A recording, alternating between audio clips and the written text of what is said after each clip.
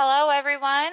We'll just give it one more minute. I see a lot of people coming into the webinar, and then we'll get started. Thank you again for joining us. I'll just give it to about 9:02, and then maybe 9:01. And as I see the attendees s- start to, the attendees are still trickling in. So,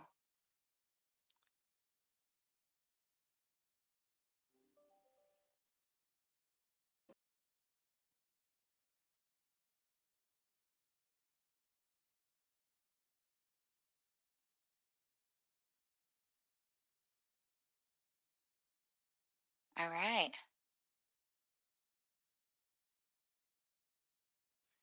Okay, well, we'll go ahead and get started with introductions.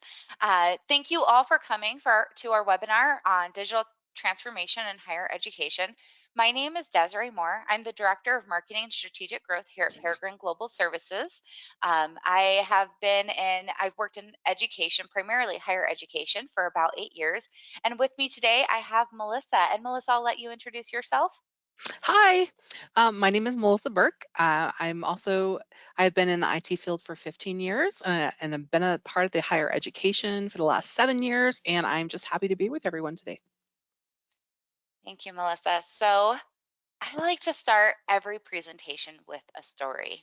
And so you can see the photos here. When the pandemic hit, I taught college English as an adjunct at a small community college.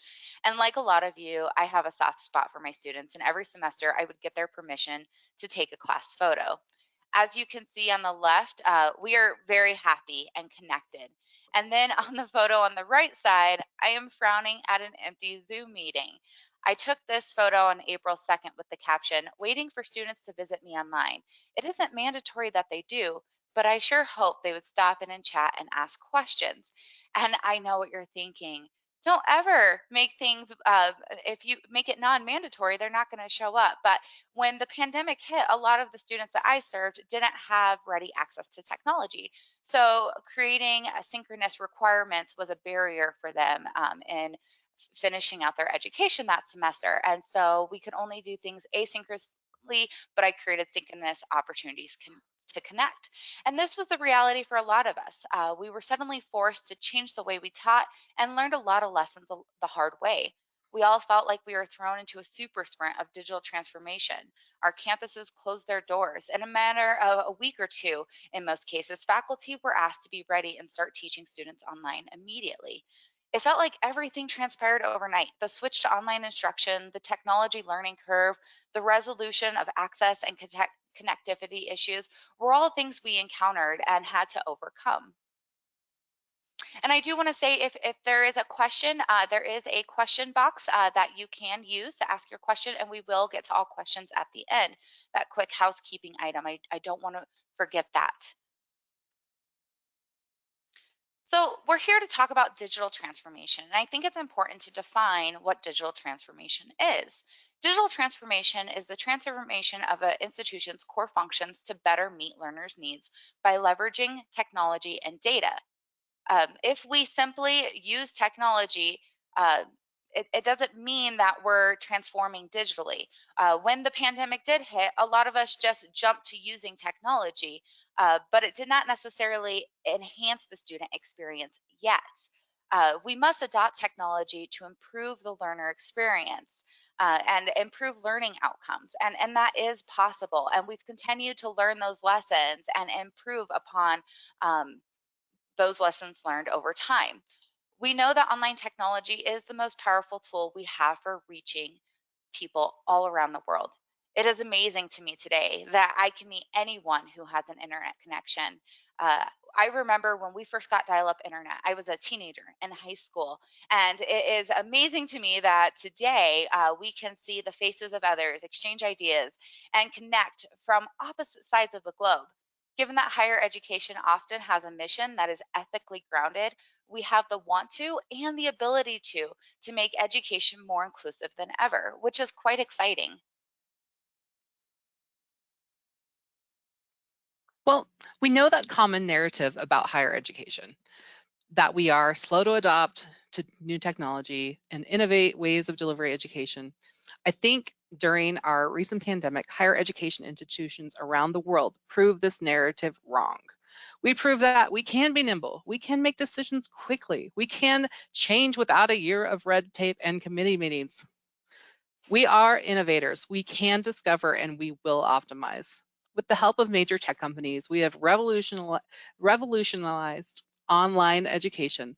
I believe that with the innovations that have come out of 2020, this next generation of learners are going to have an even better, richer, higher quality of education when it comes to online learning. Thanks, Melissa. I think that's a great point because I was once an online student for the second half of my undergraduate degree and all of my master's degree. And my education was asynchronous. And although I think it was a good education and I learned a lot and I gained a lot of value from it, I believe that the innovations that have come out of 2020, just like you said, um, this next generation of learners are going to have an even better, richer, and higher quality experience when it comes to online learning. They certainly are. So there are many goals to digital transformation, and what you see here are the most common ones seen today. Although I do believe that the area of higher education that will be most permanently rewired will be how we teach and how we learn. So we enhance student experience. This focuses on improving student metrics like retention, graduation rates, course success rates, and other markers that prove overall success. The enhancement of the student experience includes everything from tech to support early invention, improved online content, using technology to deepen the connection between classmates in an online setting, and creating new models, or finally using models of education that have shown great results, like the flipped classroom model. Peregrine has actually been helping higher education professionals with this particular goal by providing engaging online content that is easily integrated into an online classroom. So we also want to improve competitiveness. This goal focuses on setting apart an institution from the competition by using digital avenues. Improved competitiveness can come in a variety of different forms, such as student experience and learning outcomes, but also our marketing and admissions office's ability to use digital world to tell our story and communicate out our program's value in this digital space. We also create a culture of data-driven decision-making. This includes adopting digital mindset across all areas of the campus for the student, for the faculty, leadership, and other staff members.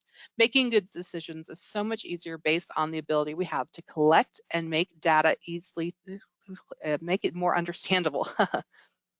For example, here at Peregrine, we have a variety of assessment services that produce high quality data and on relative soft skills proficiency, as well as program-specific retained knowledge. Our platform turns all of this data into digestible charts and tables that school can use to improve program effectiveness, better develop students, and meet accreditation requirements, which we all know are so important.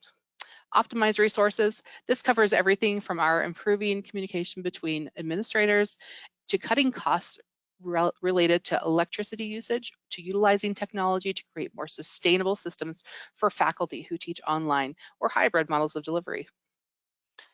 I think that last point you made, Melissa, was really good because we have to think about how we could create sustainable change, right? So when we think about digital transformation, we should not transform digitally just because we're being pushed to, but really creating those sustainable systems that continue to help us cut costs and savings and produce better results. I think that is so important and that they can be carried out long term, those It changes. is, and that's just the right thing to do, really. All right, hybrid education is flexible. Reimagine learning experience that allows all learners to succeed and enables education to continue regardless of the external obstacles. There seems to be a major surge in the number of hybrid models of education that exist today. Hybrid programs were actually quite rare just a few years ago, but right now they seem to be the most popular mode of delivering education. And Desiree, you and I actually have a very similar experience. I started my undergrad in the classroom, and then my master's I did online. And in between, there was a bit of a hybrid period where the school was making that transition. But it is very, very amazing to have been a part of that technology and that shift and change. So,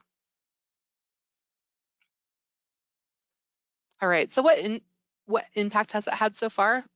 Our recent move to online has increased the number of hybrid courses and programs available to learners. Previously, a faculty member may have structured their in-person course lecture for an hour to be 50-minute lecture with 10 minutes Q&A. This structure puts students as the passive recipients of education. So within a hybrid model, though, different here, students are spending less time within a passive role and more time actively learning and engaging. If you were to fill a 1-hour course with online content, it would look something like maybe a 20-minute video lecture, 20 minutes of reading, 10 minutes of self-testing and reinforced content, virtual Q&A about 30 minutes. In this scenario, the learner is spending much more time actively learning as they are passively learning. So that, which is great as far as retention, and I think it's just an exciting way to present the information, don't you, Desiree? Yes, and it's interesting to me because what I'm saying is that with lecture-based education, usually, and this is my experience too, 90%, is that lecture. The students are passive recipients of information. Then 10% is that Q&A piece, right? That discussion piece. Most of the time, that's not always the case. There are a lot of faculty who are really good at leading a discussion-based course in person, but with this, it's easier to break out of that mold of being so lecture heavy and making it more engaging, it seems. And the video lecture, the 20-minute video lecture, this is just an interesting story, but I had all of my lectures. I'd been teaching English for several years, semester after semester, so I had it kind of down pat, would make changes every semester to improve quality, as we should. And when I would give, I had an hour and 15-minute class, and would I give that lecture in an hour and 15 minutes in the classroom, it would be an hour and 15 minutes. But then when I went to record it, it would only be 25, right? And so then we have to fill it in with additional reading, self-testing, which I think is a great way. There's actually some research that talks about self-testing and the power of self-testing, and then of course virtual Q&A and opening it up for more purposeful discussion is really interesting. All right, so we're going to take a poll really quick, and I see questions coming in, and I'm very excited. I'm excited to answer some of those, but I'm going to go ahead and launch this poll. And I just want you to answer, what is your most significant digital transformation barrier? Is it having the tools, tech, and resources? Is it buy-in from stakeholders within your institution? Is it a culture that is resistant to change? Your and others' comfort level when using technology? So I'm going to go ahead and launch this, and just let us know what your most significant barrier is. All right, and I'll give everybody a moment to answer the poll.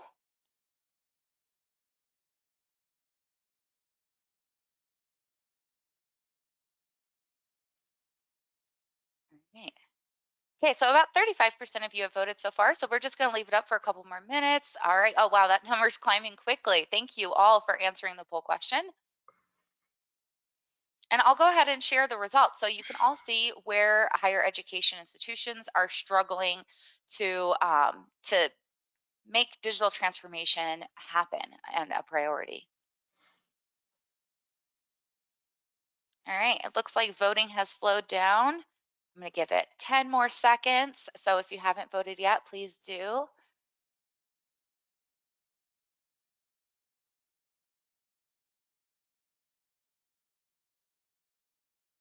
All right, I'm going to go ahead and close it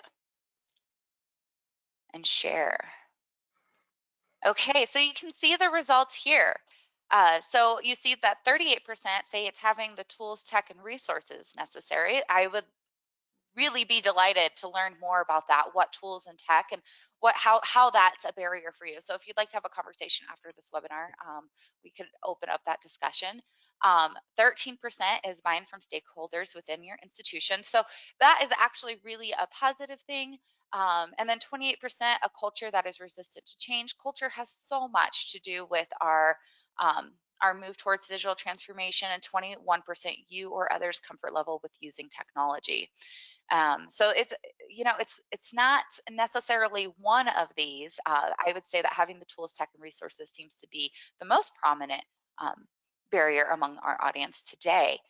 So very interesting. Thank you for sharing that with us and with all of our colleagues here on this webinar today. So I'm going to hide the webinar.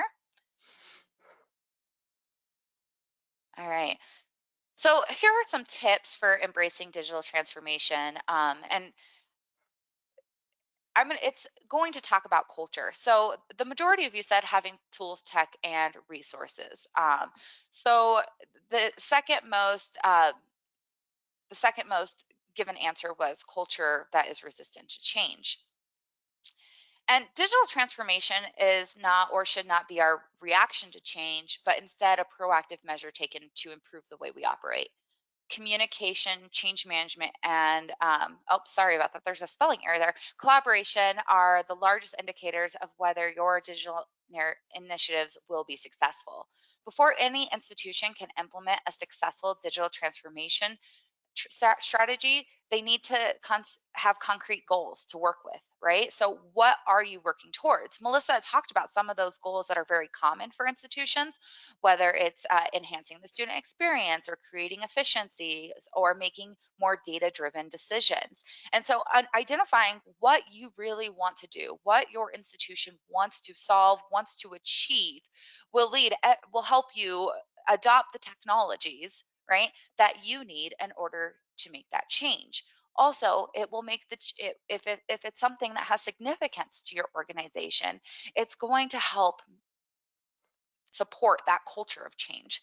I like to think of digital transformation as a method to becoming the next Netflix or Apple of education. And you're all familiar, I hope, with Netflix or Apple at this point. But do any of you remember Blockbuster? It was that place where you would go and rent a movie, and if you failed to return it on time, they would charge you with a whole bunch of late fees.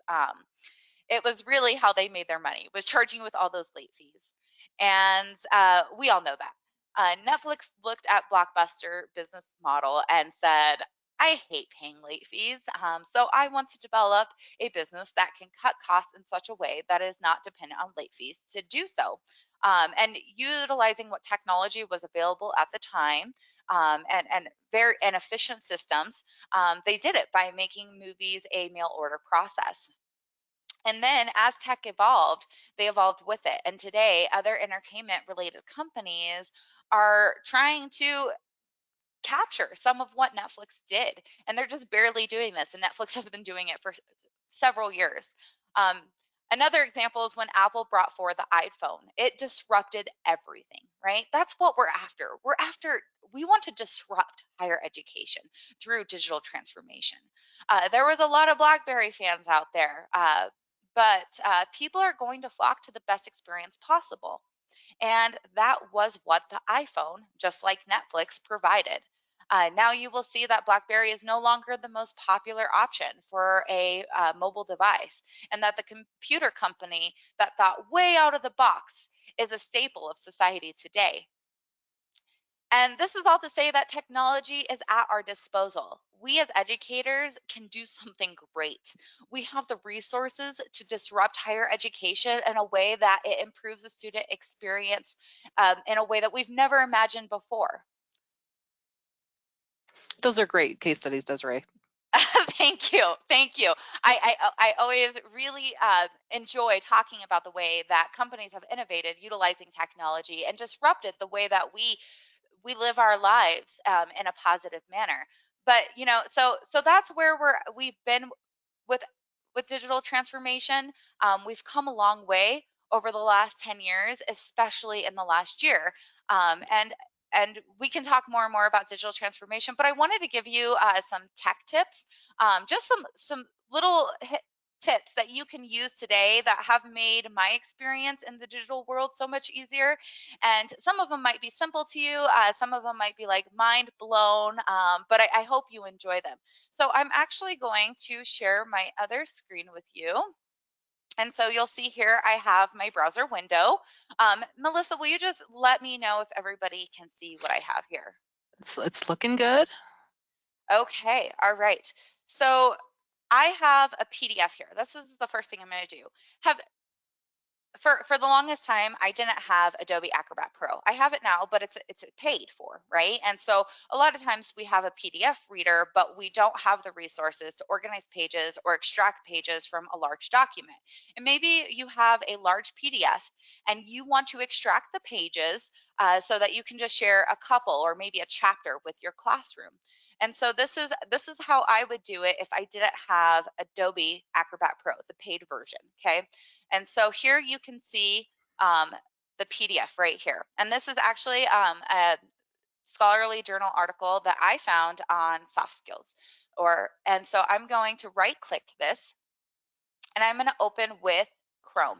Now you could open it with Microsoft Edge, you could open it with Safari. You don't have to open it with Chrome. That's just the browser I'm going to use today. And I'm going to click that. And you see here it opens in Chrome. What is really cool is you can just simply hit this print button, okay? And then you can make the pages custom. And let's say I just want to print pages, um, the abstract, because I'm, for some reason, maybe it's just the abstract. So that is page 6 and 7. So I'm going to do 6 through 7. And then instead of print, I'm going to hit save as PDF. And then I can save that again to my desktop.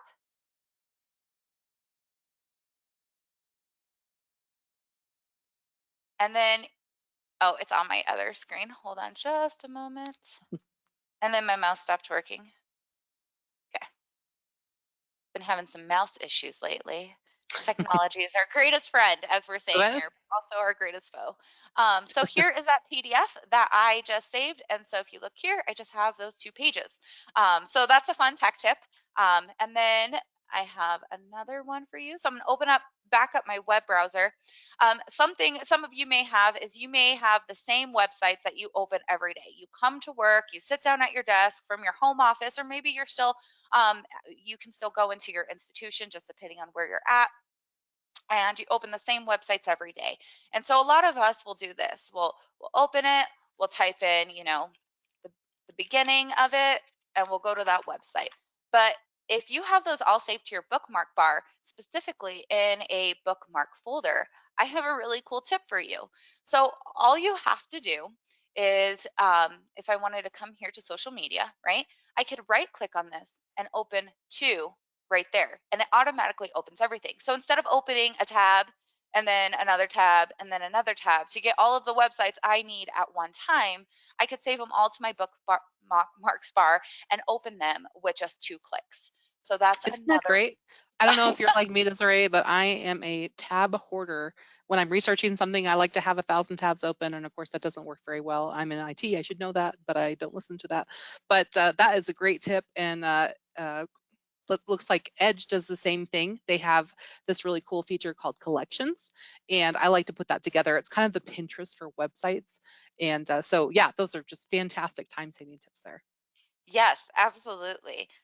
Another thing that I actually use all the time in my classroom is, so I like to share YouTube videos, but have like they always have. So here's a crash course on world mythology. So my master's is in humanities, so I teach English and mythology. So this is maybe a video I would share with my classroom, and here they have all the suggested ones on the side, and sometimes you don't want the suggested videos on the side, or sometimes you don't want the comments. You want it to be just a clean video. And I'm gonna and if you're screen sharing and you're presenting in your classroom, sharing a video this way, this is another great way to do it. But all you have to do is click, do you see here, youtube.com? Click between the T and the U right there, okay? And just put a dash or a hyphen right there. Do you see that? And then enter, and look at that, a clean video. I did not know that, Desiree. That's awesome. It's such a great tool. Okay, so I'm going to show you some more. So, ha- some if you only have one monitor, you may find yourself trying to squeeze different windows into your monitor so that you can be looking at 2 things at one time.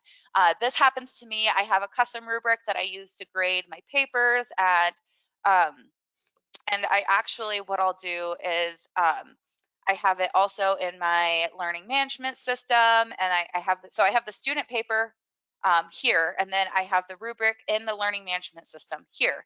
And I like to be able to like read the paper and move over to the rubric, right, back and forth. And for a while, I didn't have 2 screens. I do today, but I did not. And so it was a real pain because I was always like, click here, click here, open, close, open, close, open, close, or trying to fit them into the screen. And so this is a really cool tool. So I have my a document open right here.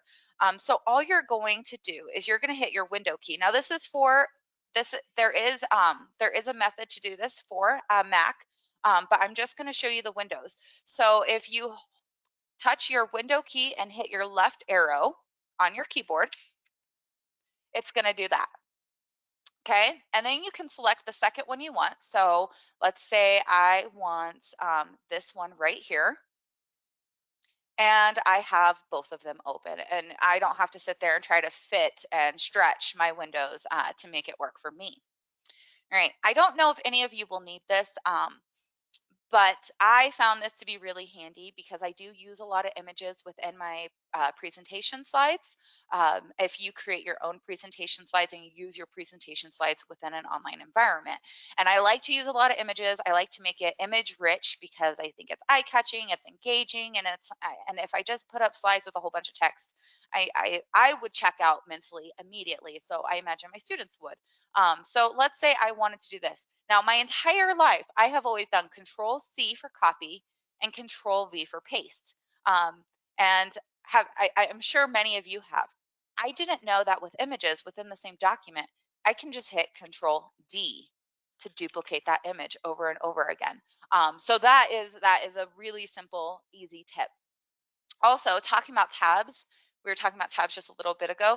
If you move between tabs and you're a keyboarder, not a mouser, right? So some of us are mousers, some of us are keyboarders, and some of us really enjoy those keyboard tips.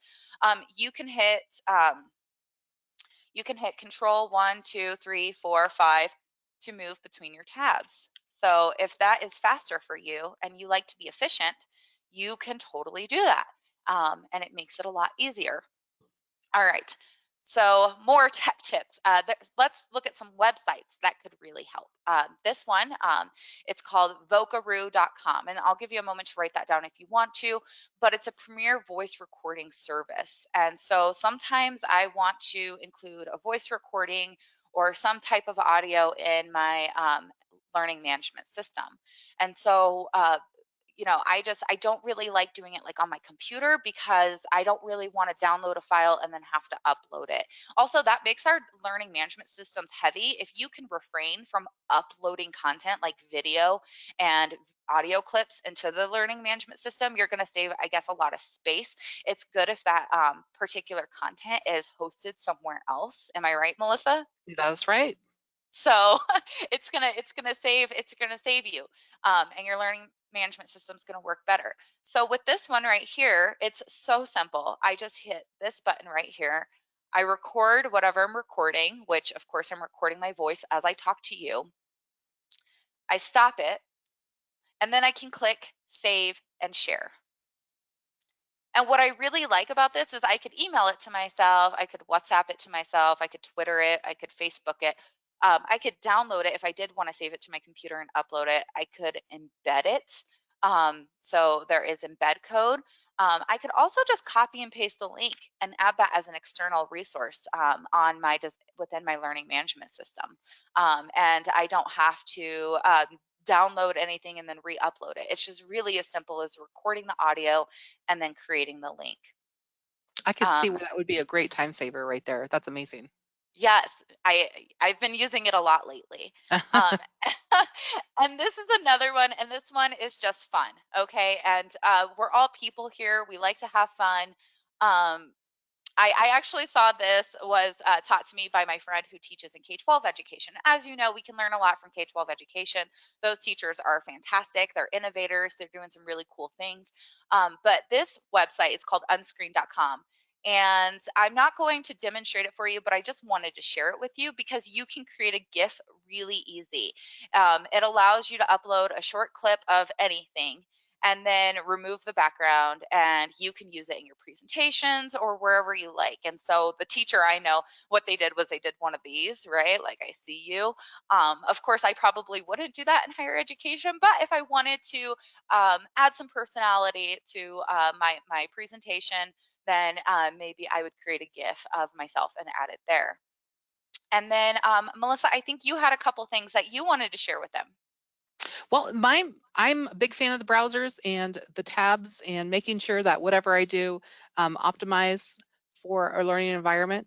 Of course, there's just so many great things out there. I think what you've shared here is just fantastic and definitely will help people, and just the little things in life, like the control D to duplicate an image, that's fantastic. So, and whatever you can do to make your life easier and better, you'll be able to better enhance the learning experience. So, but yeah, I love what you've shared here. Thank you. There's one more. So I've talked about YouTube. So these ones are student specific. YouTube and the Voca Room, Voca Vocaru. I struggle with that. Another one I just remembered is Of course. slidecarnival.com. Oh, I have that wrong.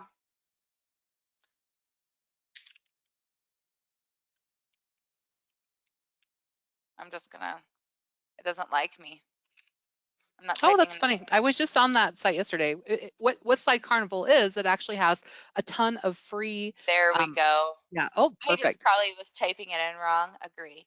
Yes. And go Nice. ahead, Melissa. Oh Tell them yeah, what. it's a whole website full of just beautifully colored PowerPoint presentations, templates for you to use. You can mix it up a bit, get away from that your standard boring PowerPoint, and maybe add a little bit of zing to your course there. But this is just a great resource, and we actually used it on part of our slide presentation today. Yes. Thank you. All right. So I'm going to bring back up our slide here. I hope those tech tips were useful. And Melissa, All right, so we also want to remind you the importance of low tech. It's just so important.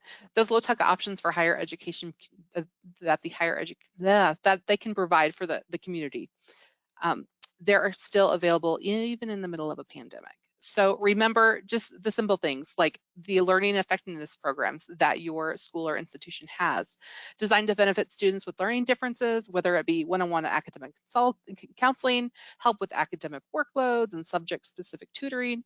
Don't forget those writing centers. Those guys are amazing.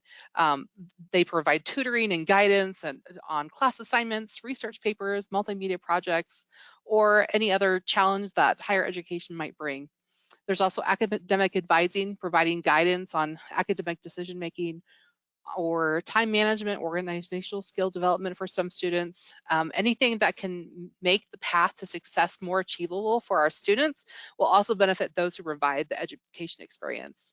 But last but certainly not least on our low tech tips, never forget the importance of personal connection. Maybe a phone call, a friendly smile at the end of a video lecture, or a simple word of encouragement can really go a long ways. thank you, Melissa. And you said something about the Writing Center, and that reminded me of an automation that I created within our learning management system. And I can't speak to all learning management systems, but a lot of learning management systems allow you to create conditions, right, for automation. And it just depends on which one. But the condition I created in my English class, when students would score below a certain, like a certain grade on their written assignments, it would automatically send a personalized email to that student, telling them that I've made a referral to the Writing Center on their behalf, and then it would submit a email to the Writing Center saying I'm advising the student to visit you and work with you. So that's another great tech tip. If you can automate something within your learning management system, please do, because I know that we're all very busy and time is our most valuable commodity. And I would rather spend my time making that personal connection. Um, and I wouldn't want any student to fall through the cracks or the gaps, because and miss that referral to the Writing Center because of my own oversight, because we're humans and we're not perfect, and so automating that process was really helpful to me. And a lot of students would respond to that email, and then that was an opportunity for that personal connection. So That's such a great way to use technology for it really is those low tech things. And I know that's high tech, but it reminds you to keep, keep those students top of mind. So that's great. yes. All right. So I just wanted to take a moment. So in the chat box, if you can see it there, if you have a super tech tip, and if you can't find the chat box, you can put it in the question box. Um, we'll try to filter those out. But if you have a super tech tip, something really simple that could help somebody else, um, as part of please drop it in the comment box here. I'm going to talk a little bit about the tech solutions that we provide to higher education. So you can do that while I'm talking through this. And as part of your participation in this webinar, we will compile a list of tech tips and send them out with a follow-up email. In addition, right, in addition to what we're going to do here, I'm also going to give you access to one of our modules at no cost for free, and it's on leading change. And I'll talk to you about that in just a little bit. But first, I want to go through some of the solutions that Peregrine provides and share those with you. So the first solution I want to talk to you about is leading edge learning. And you learned a little bit about this earlier when we were talking about helping higher education just enhance the student experience through digital courseware. But leading edge learning is a collection of competency-based modules that can be mix and match to develop the 8 key workplace competencies. It really is a cross-disciplinary approach to education, which I find very valuable, given that most of our stakeholders today are saying, yes, we need our students to have the technical skills, but even more, we need them to have that competency development in things like leadership, professionalism and work ethic, communication, and so on. So the modules, the digital courseware, the modules we provide promote learning with a variety of media. Modules come in the form of simulations, micro case studies, dynamic lessons comprising of informative text, videos, sound clips, activities, and quizzes. And the reason Peregrine put this together is as we made this transition online, it is a huge burden to be able to really enhance your classroom and pull in all of these resources and all of these videos and all of these audio clips and maybe activities such as sorting cards and things like that. And so what we said is, we're going to do that for you. We're going to bundle it together and we're going to make it cost effective and affordable and help you provide your learners with an exceptional online learning experience. And so we kind of have lumped these into various solutions. But what we usually do is we have a conversation with our higher education thought partner, which is you, and we say, what are the things that you need? And we try to come up with a solution that fits those needs for you. These modules definitely do enhance the student experience. I have taken several of the modules myself. They come in a wide range of sizes. So everything modules like course content that would take a student about 2 learner hours to get through, all the way up to 135 learner hours, depending on the specific topic. There's like I said, an assortment of media, type and size. And this just ensures that faculty can easily incorporate the modules within their courses. Something that's really important to all of us at Peregrine is kind of that academic autonomy. And by making these so flexible, have all these variety of sizes where like leading change, right, is a 3 to 5 hour module, that allows you to have enough room to put your own spice within your classroom. And then it also just saves you time on creating content and allows you to spend more time connecting with your students on a personal level, which is great. And then these are some of the real solutions that are provided through our leading edge learning modules. Academic leveling, which is helping graduates or incoming business graduate students gain some of those foundational skills that are learned in undergraduate business. Academic writing, we have Write Insight. It reduces plagiarism, teaches all of the ins and outs of academic writing. Assurance of learning for career readiness, emotional intelligence. I'm not going to read them all, but you can see them here. Organizational development, leadership, which is really important to a lot of programs today. Okay, so that's leading edge learning. The next thing I'm going to talk to you about that we have is how we help schools more efficiently assess their student learning, because it is such a huge part of what we do as institutions. Is not only do we provide education, not only do we facilitate learning, but we must make sure that we're assessing it so we know what we're doing well and what we can do better. And we do have an assessment tool that is really unlike any other, and it's called the Value Skills Workplace Skills Assessment. And it helps us assess the soft skills, the skills that are most important to success in work and life. And as you know, soft skills are personal qualities that can be taught and developed with things like experiential learning, but have always been really hard to assess. And our value skills tool is interesting because it's a 360-degree evaluation process, which has been used in leadership development for a long time, but has been often criticized because of its subjectivity. And I'm going to get to why this one limit subjectivity in just a moment. But with a value skills, you get to use the expertise of our team to create an instrument, an assessment instrument, by selecting from more than 200 skills and corresponding rubrics. The skills means that we have created these 200 plus skills because we want to make sure we have what you need to align with your learning goals and competencies. And I have worked with a number of schools in the past in which I've actually mapped those soft skills to their current learning goals to make sure they're assessing what really matters to them in their program. You can also write or develop your own skills and rubrics and add them to your assessment. So it's very flexible. The rubrics allow you to measure items that usually feel intangible, such as can that person communicate well? Each assessment item offers a rubric of statements and sample behaviors to reduce subjectivity. Yes, that is how we do it. It's really our rubrics that help us make this assessment as objective as possible. So a lot of times what will happen is somebody will say, "Hey, Desiree, what do you think of Melissa's communication?" I'd be like, "Well, I really like Melissa. We get along really well." So she's great. She's wonderful, right? She's a great communicator. But what a value skills does is it makes the person evaluating the student, because it's actually people, other people evaluating the student, a collection of people evaluating the student. That's the 360-degree part of it. It makes them look at the rubric and say, okay, so this is the statement, this is the behavior, and this is the skilling. And think about not necessarily, oh, I like Melissa, so I'm going to rate her high in communication, but what is the behavior that she actually exhibits? And she still exhibits superior communication skills, so I'm going to rate her high anyway. But that helps us reduce the subjectivity there.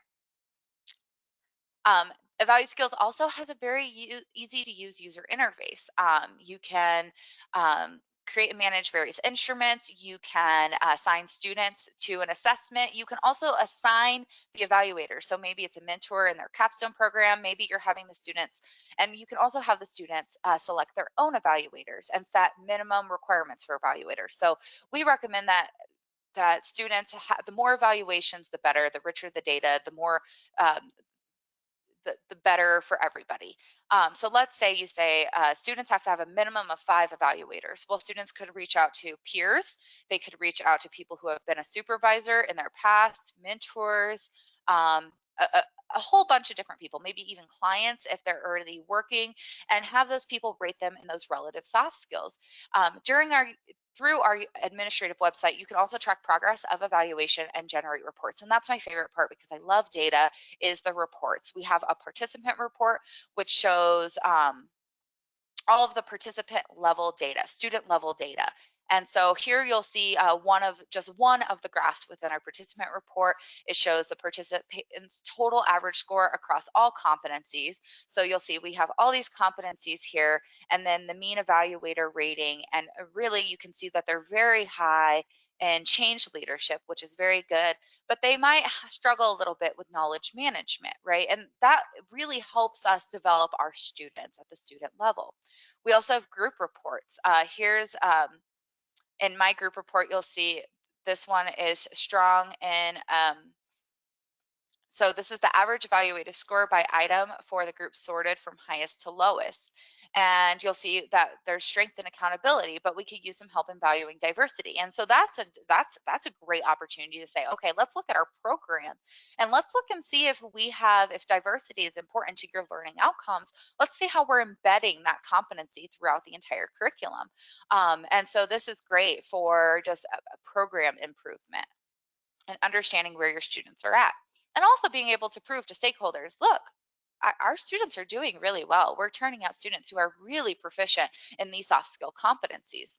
All right, so one more solution, and then we'll get to the end, and I'll tell you how you can take advantage of our free module, Leading Change. But that is knowledge-based assessments, and this is where Peregrine really got its start in higher education, was knowledge-based assessments. Being able to easily measure the retained knowledge of students in specific programs.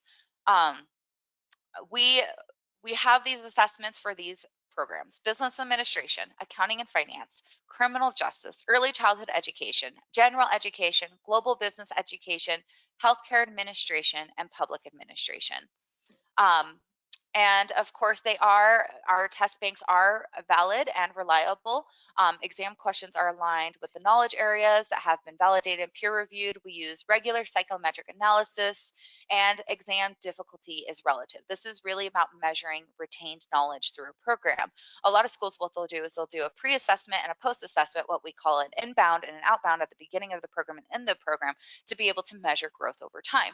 Also conducting longitudinal studies to see how changes to their program have impacted their students' retained knowledge in a specific area. What is different about our assessments, our knowledge-based assessments, compared to others, is that they are delivered in a secure online platform and there is not a proctor needed. We use randomized question selection, disable copy-paste content, time questions, and monitored activity. I think the monitored activity is my favorite, because if a student tries to navigate away from the window to go, to the Google, and look something up, they'll actually get a pop-up message that says, "Oh, we see that you're backing out, you're moving away from your exam. We're going to have to alert your instructor."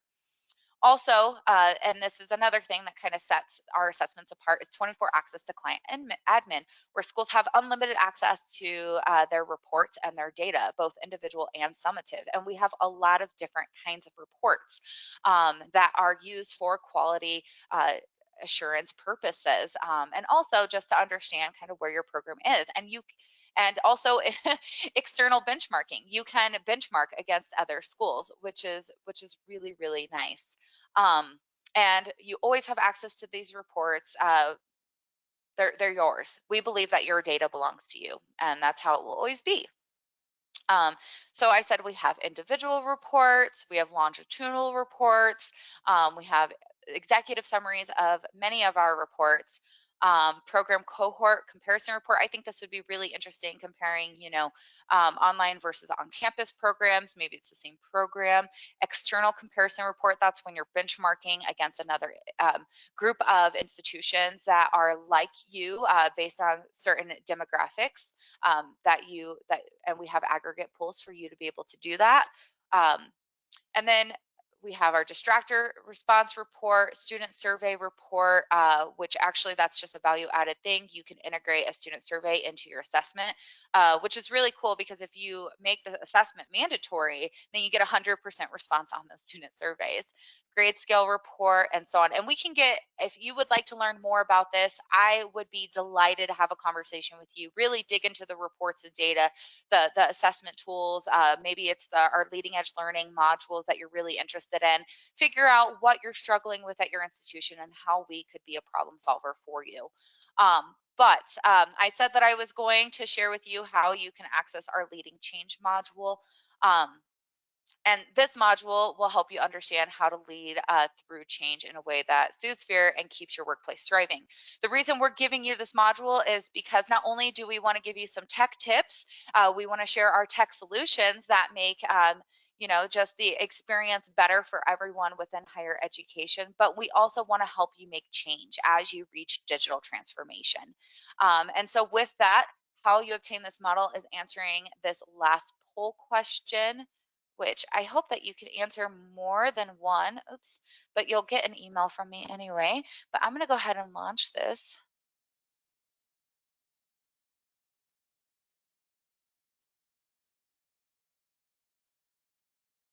Oops, sorry about that. I just want to make sure you can answer more than one really quick.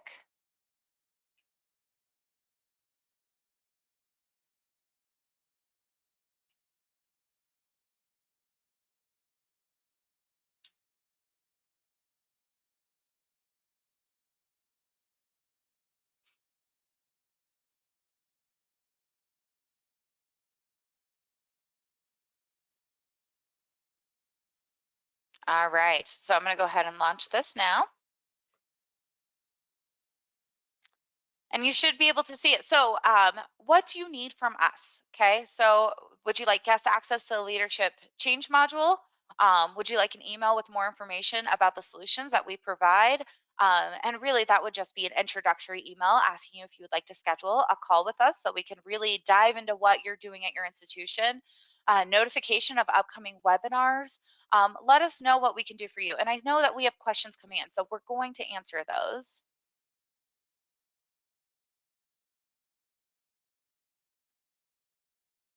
And I'm going to look through the questions as you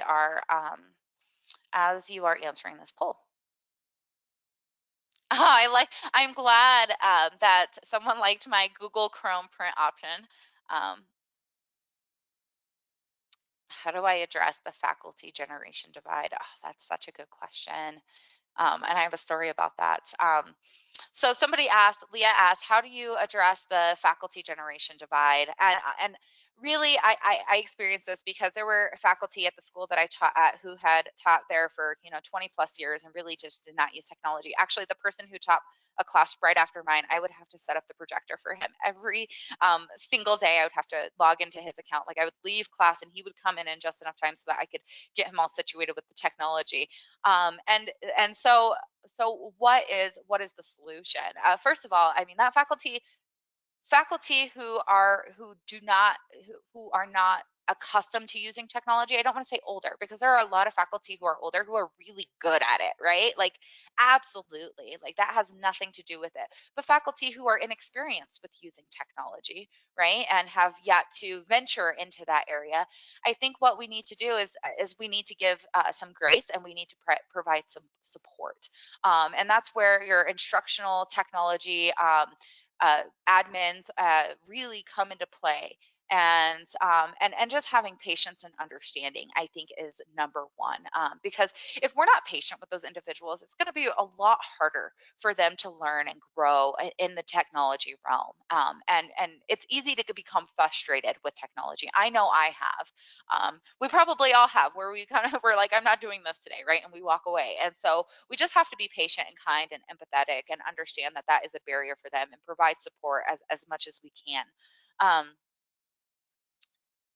yes, you will. I can send the slides via email.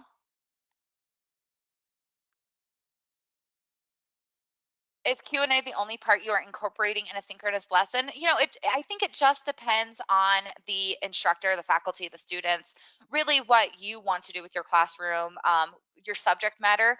So for me, if I could, as an English faculty member, I wouldn't want it to be just Q&A as part of the synchronous lesson because I actually run a discussion-based lesson where I pose questions to my students and have them critically think through those questions and answer um, in a synchronous way. And so for me, that is what Q&A looks like, right? So I guess Q&A is the only part of it, but it's not really just me standing there waiting for them to ask me questions. It's more me actually having those questions ready and having our students start discussing that. So it's just going to be different depending on what your subject matter is and what your goals are. Um, and Melissa, please interrupt me if you have anything to add.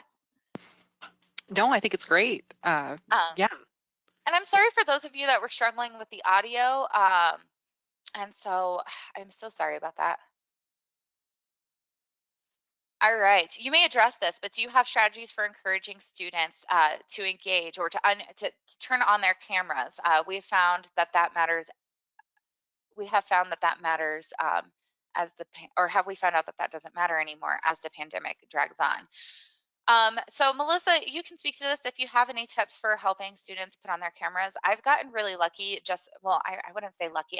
I spend a lot of time investing a lot of time, especially in this last spring semester, investing in that getting to know you phase in the beginning of the classroom. So I had my students create their own like bitmojis, right? Like and share them with the classroom, share terrible Chuck Norris jokes with each other.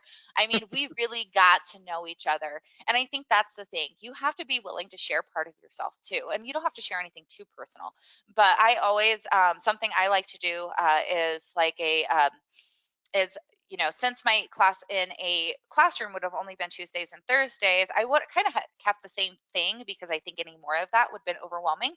But I would always do this video welcome, and then I would always like have this question at the end of my video welcome, very short question that they could get 1 extra credit point for. So not a lot, right?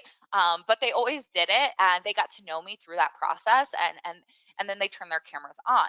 However, I had students that are also introverts and really didn't like having their camera on, and I would say no pressure, you don't have to turn your camera on, but I really appreciate everybody who has, right? And just having that like positive reinforcement of how much I appreciate people who turn on their camera has made an impact. All right, are there any other questions? Oh wait, there are a lot of questions. Yes, you will get a recording. um, can you repeat the YouTube tip? Yes, I'll just show it to you really quick. So it's right here. Oops. You still have the pull up, Desiree. Oh, do I really? Okay, I'm gonna close that.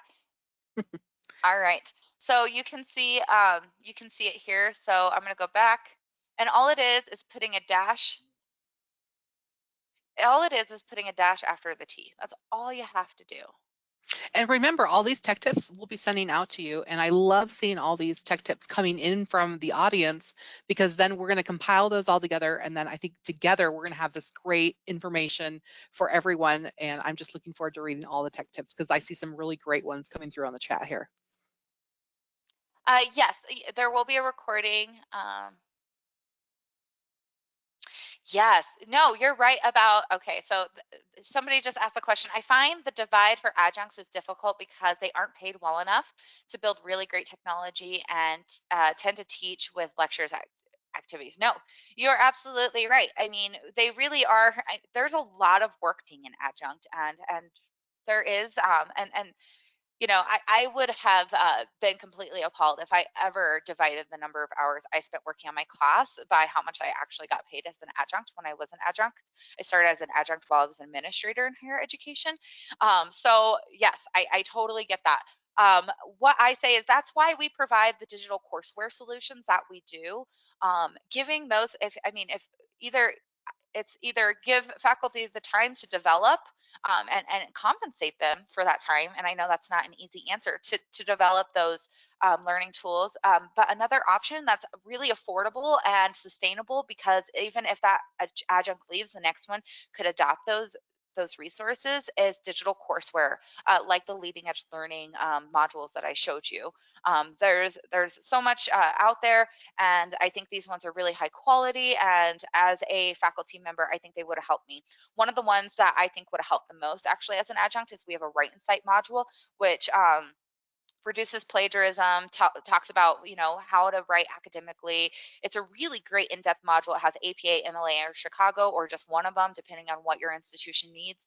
And that would have saved me so much, right? That would have saved me as an adjunct faculty member, because I would have students every semester unknowingly plagiarize because they were just coming back to school out of after not being in school for 10, 15 years, or they weren't paying attention in high school when they learned those types of things. And it was very unintentional. And having that resource to point them to, because I really did not have enough time within my classroom to really get into how to cite your sources. And I could do a quick lecture on plagiarism, but that was about it. So utilize those tools that we now have if you can. Okay. Oh, I thought I enabled it to choose multiple selections. I apologize.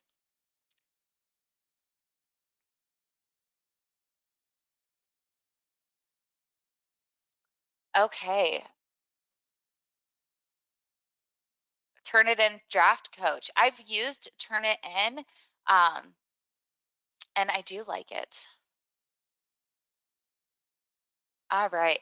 Well, we're coming up on the hour, so I think that we are going to have to conclude this. Um, and if there's any questions I didn't get to, I'll definitely look through all of these after the webinar and respond via email. But thank you so much for joining us today. We were just delighted to have you. We're going to compile these tech tips. I'll get them out to you hopefully by the end of the day, if not tomorrow, and then along with a recording of the webinar and our slides. Thank you again, and have a great day. Yes, thank you.